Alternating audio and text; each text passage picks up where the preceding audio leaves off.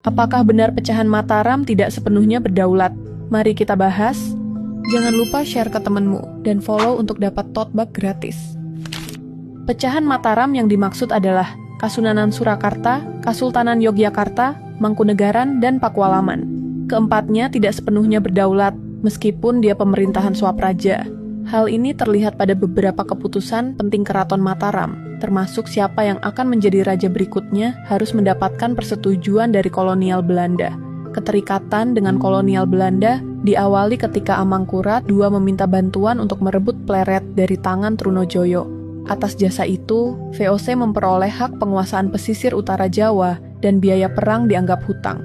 Demikian juga dalam peristiwa geger pecinan di Kartasura. Pakubuwono II meminta bantuan untuk merebut Kartasura. Atas jasa itu, VOC memperoleh hak atas penguasaan Madura, Surabaya, Rembang, Jepara, Blambangan, dan beberapa hak monopoli lain. Kesepakatan Pakubuwono II dengan kolonial Belanda ini yang menyebabkan Pangeran Mangkubumi keluar dari istana dan menggelar perang hingga akhirnya berdiri Kasultanan Yogyakarta pada tahun 1755. Disusul pada tahun 1757, Mangkunegaran berdiri setelah sebelumnya juga melakukan peperangan yang panjang.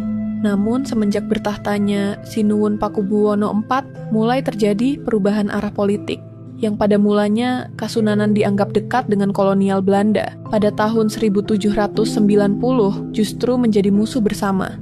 Kasultanan Yogyakarta dan Mangkunegaran bersekutu dengan kolonial Belanda untuk menyerang Kasunanan Surakarta. Peristiwa tersebut sering disebut Geger Pakepung. Pengepungan ini terjadi karena Pakubuwono IV yang dekat dengan kaum santri dianggap tidak bisa bekerja sama dengan VOC. Bahkan Pakubuwono IV menyingkirkan pejabat istana yang dekat dengan VOC. Demikian juga saat terjadi Perang Jawa pada tahun 1825, Mangkunegoro II bersekutu dengan kompeni ikut memerangi Pangeran Diponegoro. Demikian juga Hamengkubuwono V mencari aman dan lebih cenderung pro-kompeni. Sebaliknya, susuhunan Pakubuwono VI secara diam-diam justru membantu Pangeran Diponegoro.